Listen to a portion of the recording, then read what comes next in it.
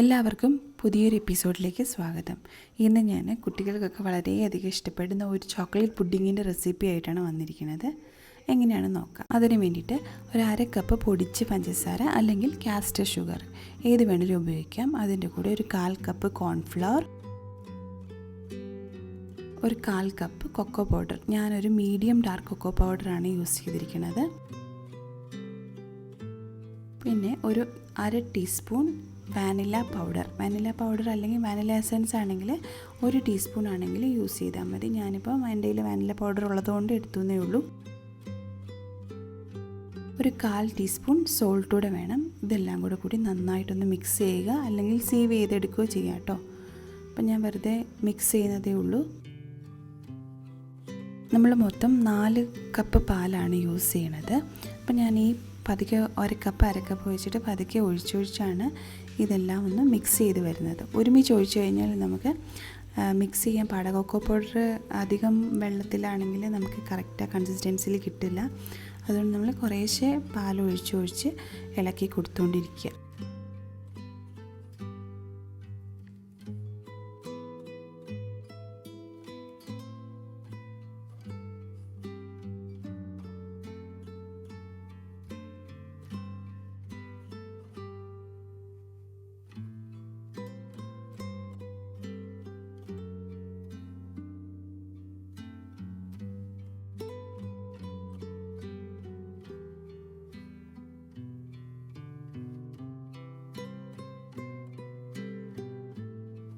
ഞാൻ 1 ലിറ്റർ പാല് full use ചെയ്തിട്ടുണ്ട്.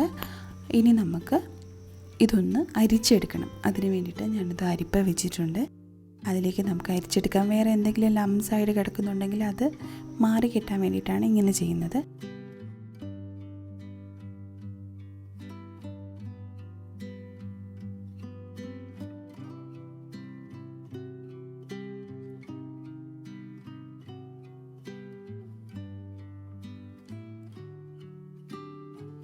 ഇപ്പോൾ നമ്മൾ ഈ മിക്സർ നന്നായിട്ട് അരിച്ചെടുത്തിട്ടുണ്ട്. അപ്പോൾ ഇതിനകത്ത് യാതൊരുവിധ ലംസോ കാര്യങ്ങളോ ഒന്നുമില്ല. ഇനി നമ്മൾ ലോ ഫ്ലെയിമിൽ ഈ ബാറ്റർ ഒന്ന് തിക്കനാകുന്നിടം വരെ കുക്ക് ചെയ്തെടുക്കണം. കൈ വിടാതെ ഇളക്കാൻ ശ്രമിക്കണം, ഇല്ലെങ്കിൽ അടി പിടിക്കും. കുറച്ച് സമയം എടുക്കും കേട്ടോ ഇതൊന്ന് തിക്കനായിട്ട് വരാനായിട്ട്. പതുക്കെ ഇങ്ങനെ ഇളക്കി കൊടുത്തുകൊണ്ടേ ഇരിക്കുക.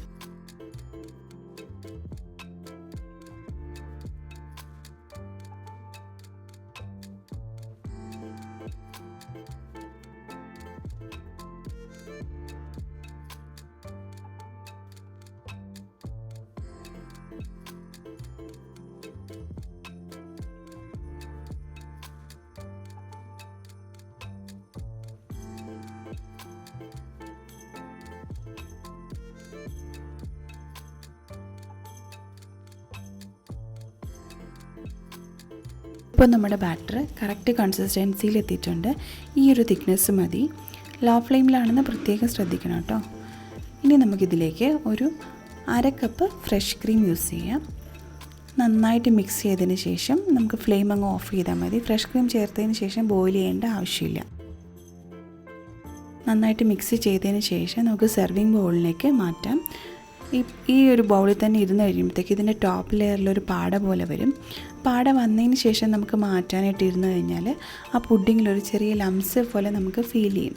അതുകൊണ്ട് നമുക്ക് ആ ചൂടോടെ തന്നെ ആ സെർവിങ് ബൗളിലേക്ക് മാറ്റാം. ഇതാ ഞാനിപ്പോൾ ഒരു ഗ്ലാസ് ബൗളിലേക്ക് മാറ്റിക്കൊണ്ടിരിക്കുകയാണ്.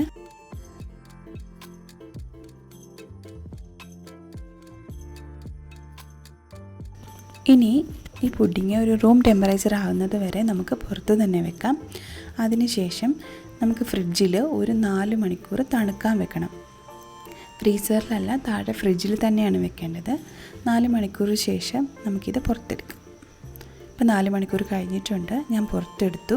വെറുതെ ഡെക്കറേറ്റ് ചെയ്യാൻ വേണ്ടിയിട്ട് ഞാൻ കുറച്ച് കൊക്കോ പൗഡർ ഡസ്റ്റ് ചെയ്യുകയാണ്. അതിൻ്റെ കൂടെ കുറച്ച് ചോക്ലേറ്റ് ഷേവിങ്സും കൂടെ ആഡ് ചെയ്യുന്നുണ്ട്. കുട്ടികൾക്കൊക്കെ ഒരു ഇഷ്ടമാണല്ലോ ചോക്ലേറ്റ് ഷേവിങ്സ് ഒക്കെ കഴിക്കുമ്പോഴത്തേക്കും. അപ്പോൾ അതിന് വേണ്ടിയിട്ട് ഞാൻ വെറുതെ ചോക്ലേറ്റ് ഷേവിങ്സ് കൊടുക്കുന്നതേ ഉള്ളൂ. ഇത് റെഡിയിട്ടുണ്ട്. ഇതാണ് അതിൻ്റെ കൺസിസ്റ്റൻസി. ഒരു ഐസ്ക്രീമൊക്കെ പോലെ ഇരിക്കും. അങ്ങനെ easy and tasty chocolate pudding ഇവിടെ റെഡി ആയിട്ടുണ്ട്. കുട്ടികൾക്കൊക്കെ വളരെയധികം ഇഷ്ടപ്പെടും ഈ പുഡിങ്. ഇവിടെ കുട്ടികളൊക്കെ കഴിച്ചുകൊണ്ടിരിക്കുകയാണ്. 3 ആൾക്ക് നല്ലപോലെ ഇഷ്ടമായി. മോന് വീഡിയോ എടുക്കുന്നതൊന്നും ശ്രദ്ധിക്കുന്നില്ല, അവൻ ആസ്വദിച്ച് കഴിക്കുകയാണ്.